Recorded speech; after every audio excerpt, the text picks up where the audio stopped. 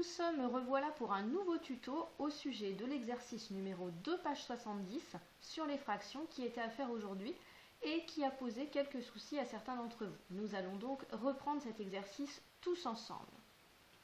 Commençons par la partie A. Vous deviez reproduire la droite graduée sur votre manuel. Donc vous deviez la reproduire sur votre cahier. Donc vous pouviez la reproduire avec votre règle, des feutres ou des crayons de couleur bleu, noir et rouge. On obtenait donc le résultat suivant, sur lequel on remarquait que entre A et B, nous avions 1, 2, 3, 4, 5 parties, qu'il m'en fallait donc 5 pour faire 1, que l'unité était donc égale à 5 cinquièmes. Entre B et C, j'avais également 5 parties, et entre C et D, également 5 parties. Il ne faut pas oublier non plus de placer la fraction 0 cinquième et la fraction 6 cinquième, qui sont des fractions qui vous sont données au départ, ainsi que les graduations 0, 1, 2 et 3. La deuxième étape dans cette partie A consistait à indiquer quelles étaient les fractions qui étaient sur les différents pointillés. Nous allons donc les noter au fur et à mesure. Nous allons commencer par nous intéresser à celles qui sont entre 0 cinquième, donc le 0, et le 1. On a dit qu'il nous en fallait 5 pour faire 1. Donc ici, juste après le 0 qui correspond au 0 cinquième, je vais donc avoir 1 cinquième.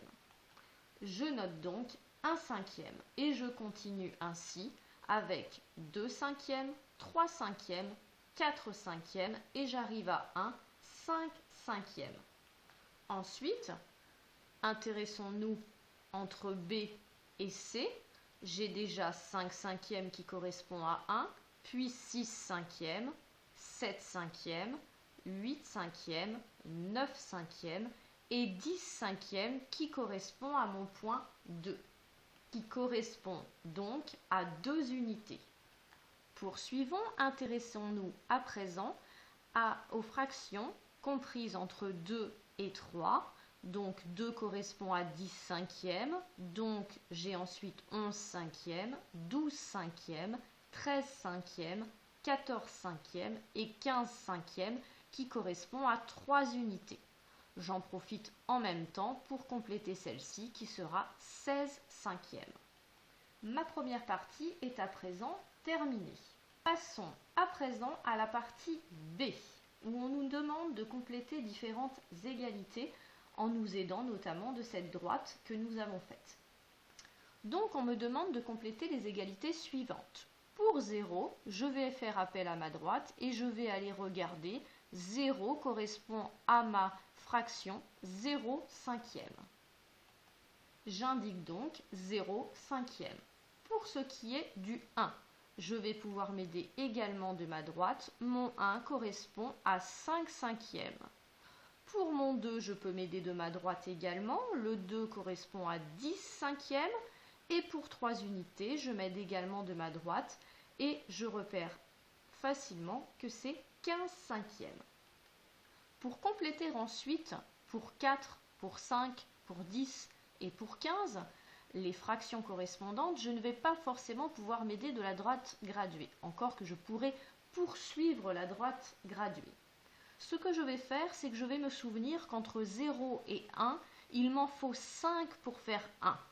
Donc s'il m'en faut 5 pour faire 1, il m'en faut 10 pour faire 2, il m'en faut 15 pour faire 3, il m'en faut donc 20 pour faire 4, il m'en faudra 25 pour faire 5.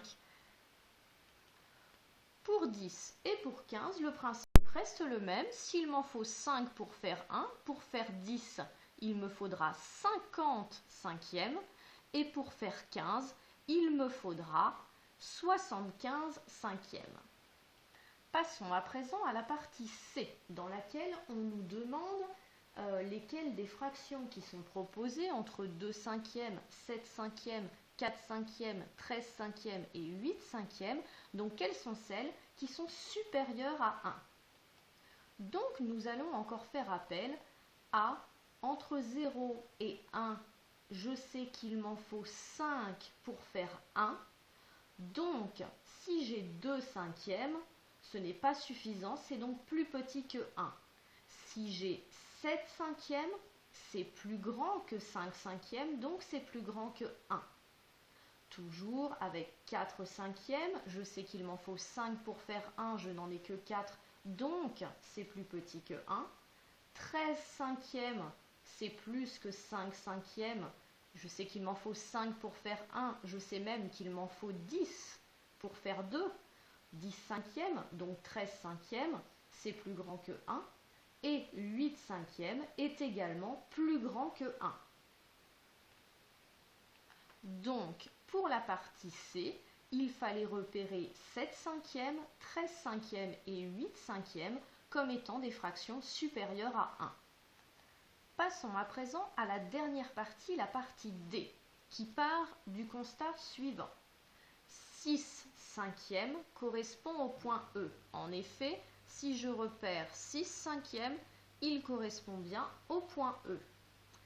Et ensuite, on m'indique que 6 cinquièmes plus 2 cinquièmes font 8 cinquièmes qui correspondraient au point F. Donc reprenons, nous sommes au point E à 6 cinquièmes.